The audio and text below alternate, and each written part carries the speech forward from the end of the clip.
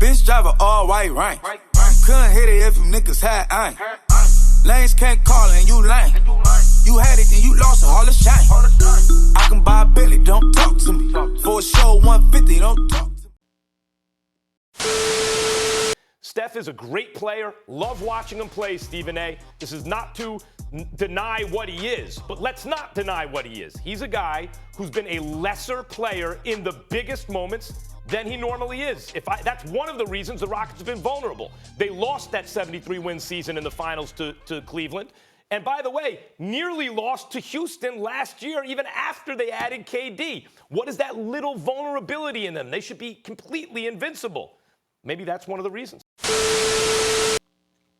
Steph Curry, the 7th overall pick in the 2009 NBA draft, drafted out of Davidson after playing 3 years in college, and is a 3-time NBA champion, a 2-time MVP back-to-back seasons, an All-Star 6 times over, and a 6-time All-NBA performer. Has also led the league in steals as well as scoring, and is widely recognized as the greatest shooter in the history of the game of basketball. And with a resume like that, one would think that someone like Steph Curry would get the credit that he deserves, but that is not the case. Whether it's 2015 where people say that he stole the MVP from James Harden, or it's in the finals of that same season where people say he choked in the NBA finals because Andre Iguodala won the finals MVP, or it's the next year where he did actually choke against the Cleveland Cavaliers and they want to hang that over his head for the rest of his career and label him a choker permanently.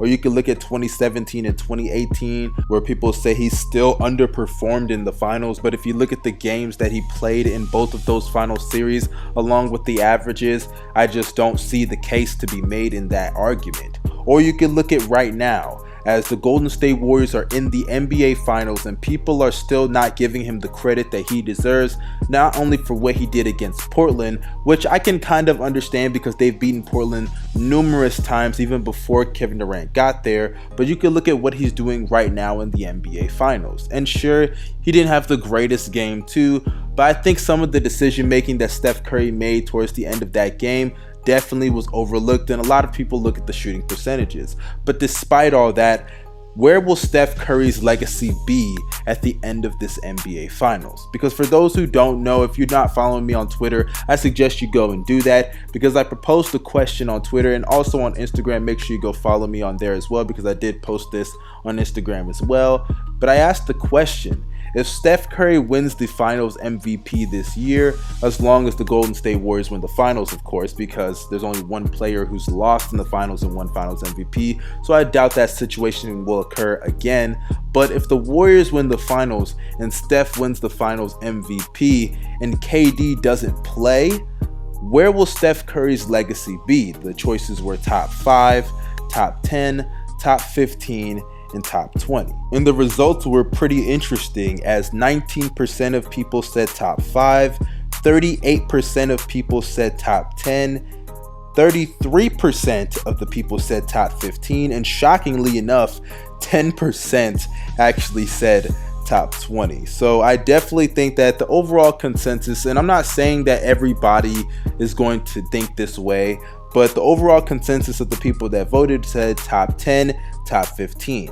And that was over 65% of the people that voted in this poll. So with that being said, here's my take on Steph Curry's legacy. But before we go into this video, you guys, make sure you drop a like down below. Also comment your opinions down below. Let me know what you think Steph Curry's legacy will be after this NBA Finals. And also, you guys, make sure you subscribe and hit the bell to be notified after each and every video that I post. And also make sure you follow me on Twitter, I will say again, and all my social media links will be down below in the description box. But back to the video at hand. Steph Curry is one of the greatest players that I've ever witnessed in my entire lifetime, not just in the game of basketball though, but in the world of sports. I've never seen someone dominate the NBA without using so much physicality. I mean, look at all the dominant players that we've seen in the history of the league, whether it's Wilt Chamberlain, Michael Jordan with his freak athleticism, Shaquille O'Neal with being so freaking physically dominant, LeBron James was physically imposing on the court. Sure, he had his his perimeter game. He could handle the ball, he could shoot, he could pass, and do other things that require more skilled and physical freaks of nature. But still, the guy was a physical specimen. A guy who could run a 40-yard dash time in the same amount of times as some point guards. That was crazy. And look at Giannis Antetokounmpo. He's just continuing the trend of physical freaks of nature that we have just seen throughout the history of the NBA. But Steph Curry demonstrates that you don't have to be strong. You don't have to be 6'8", 6'10", or even 6'6" to dominate in the NBA. You can have skill and dominate from behind the three-point line, and that's what he's done throughout his entire career and has been very successful, and has changed the way that we have looked at the game of basketball and made the three-point shot even more important over the course of years that he has played in the NBA. So I definitely think that when you look at Steph Curry's career and his legacy, that will definitely be a huge plus towards how we're going to look at his legacy going forward after he retires and towards the end of his career as well when we're looking back on him. And honestly, with all the criticisms that people throw at Steph Curry throughout his entire career, what more criticisms could people give him if he were to win the Finals MVP this year? I mean, think about it. And I'm not saying that Finals MVPs and championships tell the whole story. I mean, hell, Cornbread Maxwell has a championship Finals MVP over someone like a Larry Bird. So I'm not saying that that tells the whole entire story, but I definitely think that when you look at Steph Curry's career, adding a championship and the one thing that's been eluding him throughout his entire career, which is a Finals MVP, to prove and shut people up that he can win a Finals MVP without someone else having to step up in some major exciting type of way, like a Kevin Durant taking a Finals MVP that I believe he deserved last year, or an Andre Iguodala taking a Finals MVP that I believe he deserved in 2015. Those arguments can finally be put to rest, and honestly, I believe he will be put in a class that a lot of people are scared to see him in, and that is the top 10 players in the history of the NBA. I mean, think about it. Klay is questionable, KD will most likely miss the entire series, and you have Iguodala hurt.